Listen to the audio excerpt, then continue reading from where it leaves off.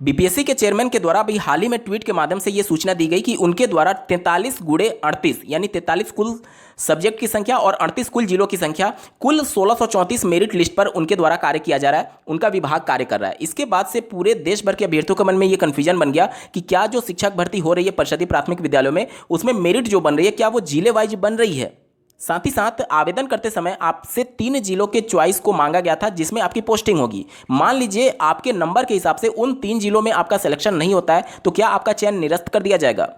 इसको लेकर के तमाम आप लोग के कमेंट के माध्यम से प्रश्न आ रहे हैं, इसके बारे में तो बात करेंगे ही करेंगे। साथ ही साथ इससे एक कदम ऊपर जाकर के आपके मन में अगर ये डाउट उत्पन्न हो रहा है कि जिले वाइज जो वैकेंसीज है उनमें अगर ओबीसी, एससी, एसटी और ओपन सीटों पर अगर अभ्यर्थी नंबर ला करके उस जिले में जा रहे हैं तो फिर सीटों में किस प्रकार से रिजर्वेशन का बंटवारा होगा। मान लीजिए कि एक बंदा जो ओबीसी का है, ध्यान से समझिएगा, बहुत डीपली मैं बता रहा हूं, एक बंदा जो ओबीसी का है और वो मेरिटोरियस कैंडिडेट है और वो ओपन सीट पर चला गया, और एक बंदा जो कि ओबीसी का है और उसका नंबर ओपन सीट से कम था, यानी कि वो अपने ओबीसी में सेलेक्ट होगा, और जो बंदा ओबीसी रहते हुए ओपन में चला गया उसका नंबर उस ओबीसी वाले से ज़्यादा होगा।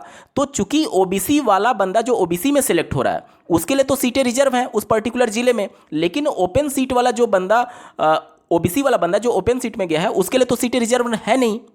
तो उस कंडीशन में अगर देखेंगे जो हाई मेरिट वाला बंदा है उसी कैटेगरी का ओबीसी का रहते हुए वो उसके लिए सीटें रिजर्व नहीं है जिले में, लेकिन उससे कम ओबीसी नंबर पाने वाले के लिए सीटें रिजर्व है। तो क्या ये ऐसा संभव है कि ज़्यादा नंबर लाने के बावजूद भी मेरिटोरियस कैंडिडेट को वो अपने पसंद का जिला नहीं मिलेगा और उससे कम नंबर लाने वाला ओबीसी, एससी, एसटी का वो पर्टिकुलर अपने पसंद का जिला मिल जाएगा। ऐसे तमाम आपके मन में जो डाउट उत्पन्न हो रहे होंगे सबके बारे में डिटेल में बात करेंगे, अंत तक जुड़े रहिएगा। नमस्कार दोस्तों, मेरा नाम है नीरज, आप देख रहे हैं कैरियर बिट यूट्यूब चैनल। अगर आप इस चैनल पर पहली बार विजिट कर रहे हैं तो इसको सब्सक्राइब करते हुए बेल आइकन को प्रेस करना ना भूलें। स्क्रीन पर आप बिहार में हो रहे प्राथमिक स्तर की शिक्षक भर्ती का जिले वाइज टोटल पदों की संख्या आप देख पा रहे होंगे। टोटल 3 सब्जेक्ट के लिए भर्ती हो रही है, सामान्य, उर्दू और बांग्ला, ठीक है। तो तीनों के लिए अलग अलग कितनी सीटें हैं, जिले वाइज यहाँ पर 38 जिलों का आप आंकड़ा देख सकते हैं, ठीक है। अब बात कर लेते हैं आपके पहले प्रश्न पर कि क्या मेरिट कॉमन बनेगी या फिर जिले वाइज बनेगी। देखिए ये पूरा कन्फ्यूजन जो है वो बीपीएससी के चेयरमैन के ट्वीट के बाद से ही उत्पन्न हुआ है, तो आप कन्फ्यूजन बिल्कुल अपने मन से निकाल दीजिए। मेरिट जो है वो कॉमन ही बनेगी। इसके पीछे क्या तर्क है मैं आपको बताने जा रहा हूँ। देखिए, क्या जिले वाइज जो वैकेंसीज है इसके लिए एडवर्टीजमेंट जिले वाइज अलग अलग निकाला गया था या फिर सेंटर लेवल पर एक कॉमन एडवर्टीजमेंट निकाला गया था। आपका उत्तर होगा कॉमन एडवर्टीजमेंट। इसके अलावा क्या परीक्षा जिले वाइज अलग अलग हुई थी, आप कहेंगे नहीं, सबके लिए कॉमन एक ही परीक्षा हुई थी।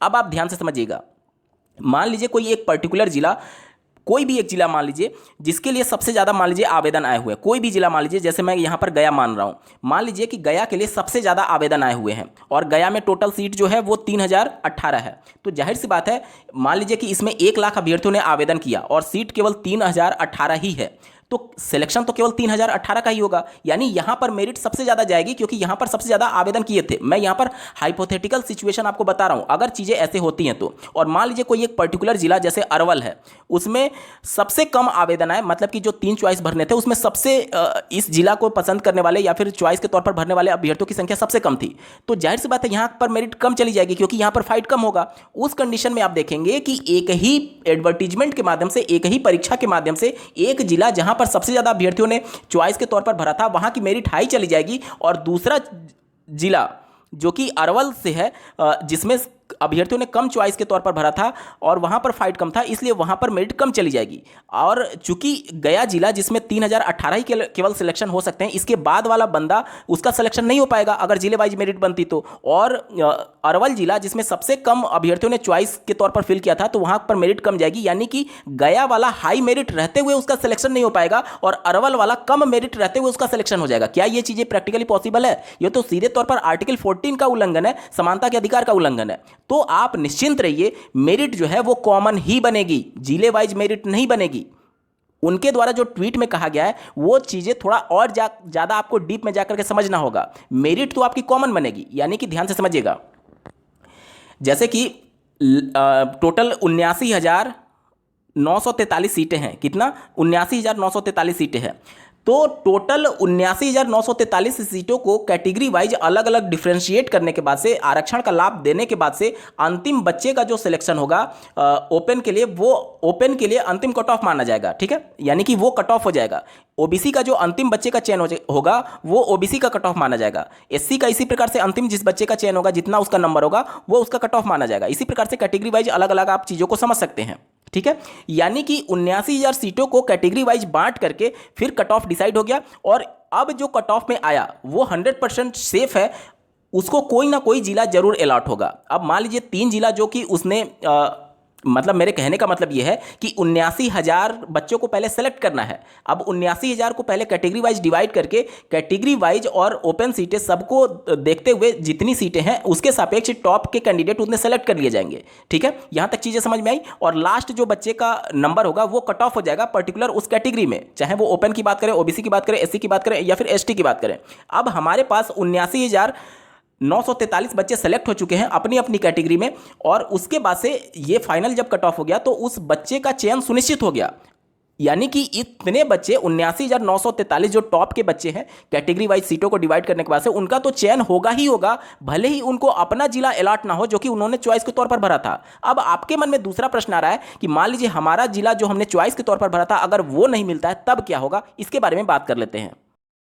स्क्रीन पर आप बीपीएससी के द्वारा जो 30 मई 2023 को एडवर्टीजमेंट निकाला गया था उसकी कॉपी आप अपने स्क्रीन पर देख पा रहे होंगे। इसमें इन सभी बातों का जिक्र किया गया है कि 3 जिले में से अगर कोई भी जिला आपको अलॉट नहीं होता है तो फिर किस कंडीशन में आपको जिला अलॉट किया जाएगा। ठीक है, 10वें नंबर पेज पर जब आप जाएंगे तो यहाँ पर मेंशन किया गया है कि अभ्यर्थियों को आवेदन करते समय 3 जिले का अधिमानता अवरोही क्रम में देना था।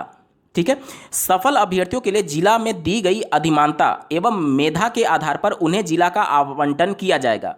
यानी कि आपकी मेरिट के आधार पर ही चीज़ें डिसाइड होंगी। जैसे पहला आपने दिया, मान लीजिए कि आपका नंबर पहले वाले चॉइस के आधार पर नहीं है तो आपका पहला वाला तो कैंसिल हो गया, फिर देखा जाएगा कि क्या दूसरे वाले चॉइस में आपका मेरिट आ रहा है उसमें सिलेक्शन लेने के लिए। अगर उसमें भी नहीं हो रहा है तो फिर तीसरे वाले को देखा जाएगा, और मान लीजिए इनकेस उसमें भी नहीं हो रहा है तो आगे पढ़िए क्या लिखा गया है। अभ्यर्थी के मेधा के अनुसार तीनों अधिमानता में से किसी के प्राप्त नहीं होने की स्थिति में उन्हें अंग्रेजी वर्णमाला यानी अल्फाबेटिकल के अनुसार रिक्त पदों वाला जिला आवंटित कर दिया जाएगा। अब इसका मतलब क्या होगा, ध्यान से समझिएगा। जो टोटल 38 जिले हैं उन 38 जिलों को अंग्रेजी के अल्फाबेट के क्रम में व्यवस्थित किया जाएगा। और मान लीजिए कि 3 जिले जो आपने चॉइस के तौर पर भरा था और आपका नंबर उसके अकॉर्डिंग नहीं है तो आपको उसके बाद से 3 जिले जो आपने भरे थे वो तो हट गया, खत्म हो गया, क्योंकि आपका नंबर उसके बराबर नहीं है। फिर अल्फाबेट में जो पहला वाला आएगा, पहला वाला जिला अल्फाबेटिकल ऑर्डर में, उसमें देखा जाएगा कि क्या उसमें आपका जो नंबर है उस कट ऑफ में आने के लायक है अथवा नहीं। उसमें अगर नहीं आया फिर अल्फाबेटिकल ऑर्डर के दूसरे नंबर वाले जिले में देखा जाएगा। अगर उसमें नहीं आया, इसी प्रकार से करते करते 38 जिलों में देखा जाएगा। अब आप कहेंगे मान लीजिए 38 में भी नहीं हुआ तो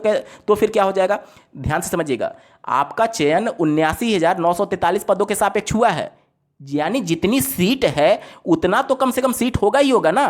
तो आपके लिए ऑलरेडी वो चीजें डिसाइड हो चुकी हैं कि आपका चयन होगा ही होगा, तो कहीं ना कहीं तो आपको जिला अलॉट हो ही जाएगा। ये इम्पॉसिबल है कि आपका 79,943 में सिलेक्शन होने के बाद से कोई जिला अलॉट ना हो, क्योंकि वो जिला जो आपको बाद में अलॉट किया जा रहा है आपका 79,000 में पहले से इंक्लूडेड है। इस वजह से आप निश्चिंत रहिए। 3 जिला अगर आपको अलॉट नहीं होता है तो अल्फाबेटिकल ऑर्डर में जिलों को अरेंज करने के बाद से जिस भी जिले में आपका कट ऑफ लाई करेगा उसको आपको अलॉट कर दिया जाएगा। उम्मीद करता हूं यहां तक आपके डाउट क्लियर हो गए होंगे। अब आते हैं आपके तीसरे प्रश्न पर। प्रश्न ये है कि मान लीजिए कि किसी जिले में जो टोटल सीटें हैं उन सीटों को फिर से ओबीसी, एससी, एसटी, इसके अलावा ईडब्ल्यूएस और ओपन सीटों में कैटेगराइज किया जाएगा और उसी के हिसाब से सीटों को अलॉट किया जाएगा। मान लीजिए कि यहाँ पर मैं 18वें नंबर सीरियल नंबर पर जो किशनगंज है उसका उदाहरण लेता हूँ, क्योंकि यहाँ पर 1000 के आसपास सीटें हैं और कैलकुलेशन करने में और समझने में आपको आसानी होगा। ठीक है, 1000 सीटों का अगर 40% निकाल दिया जाए तो वो ओपन सीटें होंगी। 1000 का 40% कितना हो जाएगा, 400 सीटें। यहाँ तक क्लियर हो गया। अब देखिए 1000 का 40% 400 सीटें ओपन सीटें हो गई, और ओबीसी का आप इसी प्रकार से निकालेंगे, ईडब्ल्यूएस का 10% निकालेंगे। इसी प्रकार से प्रत्येक कैटेगरी का उसके आरक्षण के प्रतिशत के हिसाब से आप सीटों का बंटवारा कर देंगे। ठीक है, उसके बाद से मान लीजिए एक कैंडिडेट जो कि ओबीसी का था, उसका मेरिट हाई था और वो ओपन की सीट पे ओवरलैपिंग करते हुए चला गया। उस कंडीशन में क्या होगा कि वो अपनी सीट, ओबीसी वाली सीट को छोड़ करके वो ओपन सीट में जा रहा है, यानी कि वह बच्चा एक्चुअली में है ओबीसी का, लेकिन मेरिट की वजह से अधिक नंबर लाने की वजह से वह ओवरलैपिंग करते हुए ओपन सीट में चला गया। अब यहां पर ध्यान से समझिएगा, जो ओबीसी की सीटें हैं वो तो आरक्षित हैं कि वो ओबीसी से ही भरी जाएंगी, लेकिन ओपन की जो सीटें होती हैं वो आरक्षित नहीं होती हैं। वो ओबीसी भी जा सकता है, एससी भी जा सकता है, एसटी भी जा सकता है, मतलब कोई भी एक बंदा किसी भी कैटेगरी का क्यों ना हो, अगर वो मेरिटोरियस है तो वो ओपन की सीटों पर ओवरलैपिंग कर लेगा। अब मान लीजिए कि ओबीसी के लिए 27% जो सीटें आरक्षित हैं। अब ध्यान से समझिएगा मैं क्या बता रहा हूं। अगर कोई एक बच्चा जो ओबीसी में सेलेक्ट हो रहा है, जाहिर सी बात है ओबीसी का वो बच्चा जो ओवरलैपिंग करके ओपन कैटेगरी में गया था उसका नंबर ओबीसी वाले से ज्यादा होगा। लेकिन ओबीसी की सीटें रिजर्व हैं, लेकिन वो जो ओबीसी वाला बंदा जिसका मेरिट ज्यादा था और ओपन में चला गया, उसकी सीटें तो रिजर्व है नहीं। तो अगर उस कंडीशन में अगर वो अपने चॉइस वाला जिला नहीं मिलता है तो क्या होगा। तो इसके संबंध में ये सभी विवाद उत्तर प्रदेश में ऑलरेडी हो चुके हैं 69,000 शिक्षक भर्ती में, और इससे संबंधित मामला हाई कोर्ट में फिर सुप्रीम कोर्ट में जा चुका है एमआरसी के नाम से, मेरिटोरियस कैंडिडेट के नाम से, कि उनको जिला कैसे आवंटित होगा। उसमें कोर्ट ने यह डिसीजन दिया कि जो बच्चा ओवरलैपिंग करते हुए ओपन की सीट पर जा रहा है, भले ही उसका चयन ओपन पर माना जाएगा, लेकिन उसको चॉइस फिल करते समय, मतलब कि जिला आवंटित करते समय उसको उसकी ही कैटेगरी में रखा जाएगा। नहीं तो अगर मान लीजिए ऐसा नहीं होगा तो उससे कम नंबर ला करके ओबीसी वाला बंदा उससे कम नंबर ला करके अपने फर्स्ट चॉइस को पा लेगा, लेकिन उससे ज्यादा नंबर पाने वाला उसी ओबीसी का बंदा ओपन में चला गया तो उसके लिए सीट रिजर्व नहीं है। मतलब आप खुद सोचिए कि ज्यादा नंबर पाने वाला बच्चा अपना चॉइस का सीट नहीं ले पा रहा है, लेकिन उससे कम नंबर पाने वाला बच्चा अपनी चॉइस का सीट ले पा रहा है। ये तो सीधे तौर पर विरोधाभास हो जाता। इसी वजह से ये मामला कोर्ट में गया और कोर्ट ने यह कहा कि जो बच्चा मेरिटोरियस है, यानी कि ओबीसी का रहते हुए अगर वो ओपन सीट पर जा रहा है तो भले ही उसका चयन ओपन सीट पर हो रहा है, लेकिन चॉइस फिलिंग करते समय, मतलब कि उसको सीट अलॉट करते समय पहले उसको ओबीसी की सीट दी जाएगी। अगर ऐसा नहीं होगा तो ओबीसी का जो उससे कम नंबर वाला बच्चा है वो अपनी चॉइस का सीट ले लेगा, और उससे ज्यादा नंबर पाने के बावजूद भी चूंकि ये ओवरलैपिंग करते हुए ओबीसी से ओपन सीट पर चला गया तो वो अपने चॉइस का सीट नहीं पा पाएगा। इस वजह से होगा ये इस पूरे मामले में कि ओवरलैपिंग तो होगा ही होगा, ये तो 100% श्योर है, लेकिन ओवरलैपिंग के बाद से जो सीटों का अलॉटमेंट होगा वह उस बंदे का जो ओपन में गया है ओबीसी से, उसका अलॉटमेंट उसकी कैटेगरी में ही होगा, यानी कि ओबीसी वाले में ही उसका अलॉटमेंट होगा। तभी तो उसकी एक तरीके से अधिकारों का हनन नहीं होगा। अन्यथा के कंडीशन में आप खुद देखिए कि अधिक नंबर ला करके उसको फर्स्ट चॉइस का जिला नहीं मिल रहा है और उससे कम नंबर ला करके ओबीसी वाला बंदा उससे फर्स्ट जिला उसको मिल जाएगा। मतलब कि एक ही कैटेगरी का बंदा, दोनों एक ही कैटेगरी का है, ओबीसी के दोनों है, एक ज़्यादा नंबर ला करके मेरिटोरियस हो गया तो उसको उसका फर्स्ट जिला नहीं मिला, लेकिन उससे कम नंबर ला करके जो ओबीसी में ही चयनित हो रहा है उसको उसका जिला मिल जाएगा। तो यहाँ पर कोर्ट ने यह कहा कि जो मेरिटोरियस कैंडिडेट है पहले उसको मौका दिया जाएगा सीटों को भरने के संदर्भ में, ठीक है। और अब चूंकि वो ओपन सीट से अपनी कैटेगरी में चयनित हुआ तो उस कंडीशन में ओपन की जो सीट खाली हुई वो वाली सीट अब ओबीसी का जो बंदा जो कम मेरिट था उसको वहां पर भेजा जाएगा। ये सभी चीजें पैरेलली चलेंगी। पैरेलली कहने का मतलब कि ओबीसी, एससी, एसटी जितनी भी कैटेगरी होते हैं सब में एक साथ ये सभी चीजों को देखा जाएगा। और इसी के हिसाब से उन्होंने कहा था कि हम 1634 मेरिट लिस्ट पर कार्य कर रहे हैं।